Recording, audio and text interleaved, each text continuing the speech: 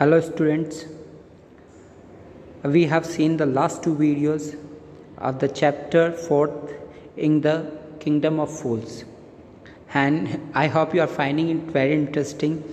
अब तक आपको काफ़ी अच्छा लगा होगा इसमें. अब हम इसको आगे ले लेते हैं और जो लास्ट में हमने पढ़ा था whatever we have read at last, okay, I am just going to recap it again. तो उसको वापस से रिकैप करने जा रहा हूँ ताकि हमको जो स्टोरी जहाँ तक हमने पढ़ी है वो कनेक्ट हो जाए और आगे की ओर बढ़ सके. तो स्टार्ट करते हैं आप यहीं से. Who is this rich merchant who kept you from finishing this poor women's jewellery. तो उसने क्वेश्चन किया कि वो कौन सा रिच मर्चेंट है जिसने तुमको मतलब कि who is this rich merchant who kept you from finishing. भाई वो कौन सा रिच मर्चेंट है जो तुम्हें रोकता रहा, ठीक है, किससे, फिनिश करने से पुअर वुमेंस की ज्वेलरी.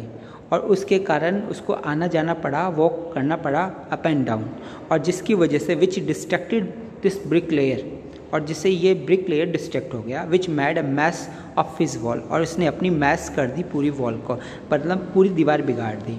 विच हैज़ नाउ, और जो कि अब क्या हो चुकी है, which has now fallen on an innocent man, और जो अब गिर चुकी है किसके ऊपर, एक इनोसेंट मैन के ऊपर. एक इनोसेंट मीन्स मासूम, नॉट क्रिमिनल, जिसने कुछ नहीं किया हो, ठीक है ना, तो उसको इनोसेंट बोलते हैं, इनोसेंट. एंड किल्ड हिम, और उसे मार दिया. कैन यू नेम हिम, क्या आप उसका नाम बता सकते हो, can you name him. The gold Smith named the merchant, और गोल्ड स्मिथ ने नाम बताया मर्चेंट का. And he was none other than the original owner of the house whose wall had fallen. और वो कोई दूसरा और नहीं था बल्कि ओरिजिनल ओनर था उस हाउस का जिसके घर की दीवार गिर गई थी. Now justice has come full circle, और जस्टिस पूरा सर्कल होके आ गया. स्टार्ट हुआ कहाँ से, मर्चेंट से. मर्चेंट के बाद में हम गए कहाँ पर, मर्चेंट से ब्रेक लेयर पे आए, ब्रेक लेयर से डांसिंग गर्ल से ज्वेलरी, और वापस से कहाँ पे आ गया, मर्चेंट के यहीं पे आ गया. फुल सर्कल हो गया. Okay, thought the king back to the merchant, और वापस सोचा, ठीक है ना, वापस किसके ऊपर आ गया, वो मर्चेंट के ऊपर. When he was rudely summon back to the court, और उसको वापस रूडली बुलाया गया, समन किया गया कोर्ट में. ही अराइव्ड क्राइंग, और वो चिल्लाता हुआ आया. कौन चिल्लाता हुआ है, वही merchant. It wasn't me but my father who ordered the jewellery. वो क्या, it wasn't me, it was not me, ये मैं नहीं हूँ, but my father who ordered the jewellery, ये तो मेरे फादर है जिसने ऑर्डर किया है jewellery. He is dead, I am innocent, वो तो डेड हो चुके हैं, मैं इनोसेंट हूँ, I did nothing. But the king consulted his minister and ruled the decisively, और किंग ने कंसल्ट किया मिनिस्टर से और वो डिसिसिवली उन्होंने रूल किया डिसीजन के अनुसार ही. It's true your father is the true murderer, ये सच है कि तुम्हारे फादर ट्रू मर्डरर है. He is dead but somebody must be punished in his place. वो तो मर चुके हैं लेकिन उनके जगह किसी को तो सजा दी जानी होगी ना. You have inherited everything from that criminal father of yours, और तुमने सब कुछ इनहेरिटेड किया है. इनहेरिटेड का मतलब जो भी उनका था वो सब तुमने प्राप्त किया है, इनहेरिट किया है, ठीक है, किससे, क्रिमिनल फादर से.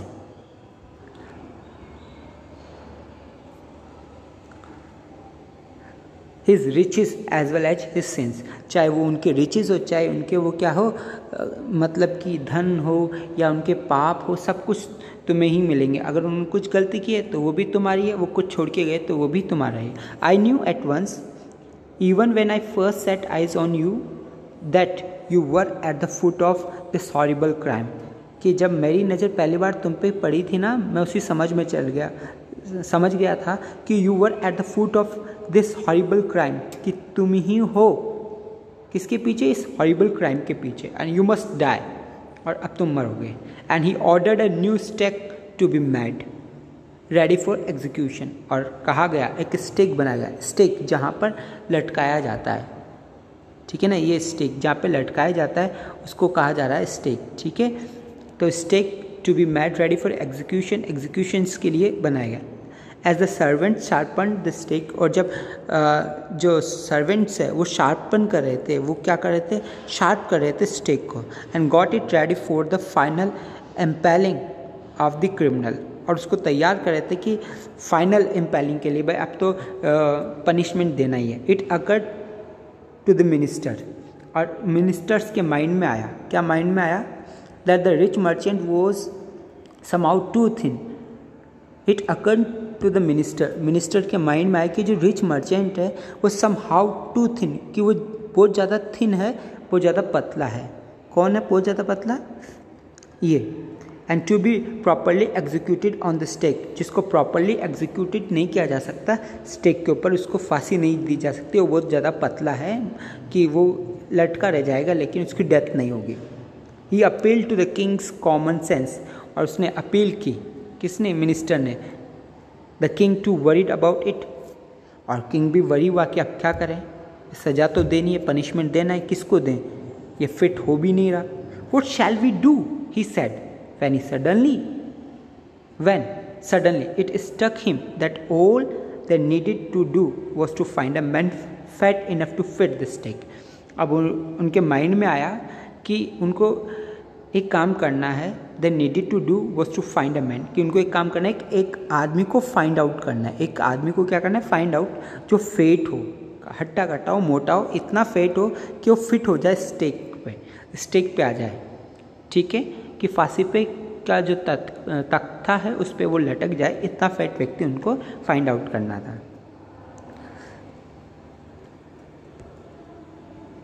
The servants were immediately sent all over the town looking for a man who would fit the stake. अब जो सर्वेंट्स है उनको इमीडिएटली भेज दिया गया पूरे टाउन के अंदर कि वो लुक फॉर का मतलब होता है सर्च, कि वो क्या करें, लुकिंग फॉर करें, सर्च करें, किसको, मैन को, वुड फिट, जो कि फिट हो जाए स्टेक पे फिट हो जाए। And their eyes fell on the disciple, और उनकी आइज जो है वो जाके पड़ी किसके ऊपर, डिसिपल के ऊपर। वैट फैटन हिमसेल्फ, जिन्होंने अपने आप को फैटन कर लिया था, बहुत ज़्यादा मोटा कर लिया था, for a months on banana and rice and wheats and ghee, मतलब जो बनाना खा रहे थे, राइस खा रहे थे, वीट एंड घी सब कुछ खा रहे थे कई महीने से, और खा के वो काफ़ी मोटे हो चुके थे।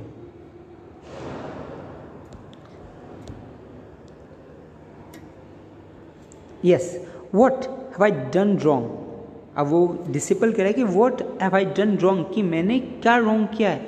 आई am innocent, I am a sannyasi, मैं इनोसेंट हूँ, मैं सन्यासी हूँ। He cried, that may be true, हाँ उन्होंने कहा कि ये ट्रू है, but it's the royal decree that we should find a man fat enough to fit the stake. तो कहा कि ये लेकिन रॉयल डिक्री है, आदेश है कि हमको क्या करना होगा, फाइंड करना होगा एक मैन जो फेट हो इनफ, जो कि इस स्टेक पे फिट हो जाए। They said and carried him to the place of execution, और एग्जीक्यूशन वाले प्लेस पे ले आए उनको, जहाँ पे एग्जीक्यूट करना था, जहाँ पे उनको सज़ा दी जानी थी, उस जगह ले आए। He remembered his wise guru's word, और उनको रिमेंबर आए उनके वाइस गुरु के वर्ड। गुरु ने कहा था कि it's not safe to stay here, it's a town of a fools, we should not live here, we don't know what happens to us next, कि अगला हमारे साथ में क्या उनको नहीं पता।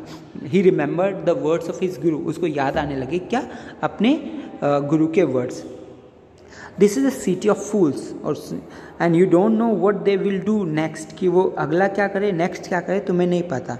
while he was waiting for death, और जब वो वेट कर रहा था डेथ का, he prayed to his guru in his heart, और उसने प्रे किया किससे, गुरु से, अपने हर्ट के अंदर, asking him to hear his cry wherever he was, और वो उनसे कह रहा था कि वो सुने उसकी क्राई को जहाँ पे भी वो है, कौन, गुरु। The Guru so everything in a vision, गुरु ने अपने विजन के अंदर सब कुछ देख लिया, अपनी दृष्टि में, अपने विजन में सब कुछ देख लिया।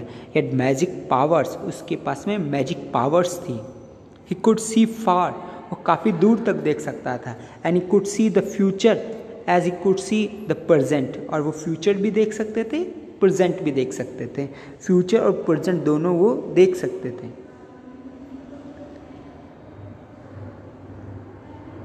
And the past and past also, past भी देख सकते। He arrived at once to save his disciple, और वो तुरंत immediately okay, reach there to save his disciple, और अपने डिसिपल को सेव करने के लिए वो वहाँ रीच हो गए।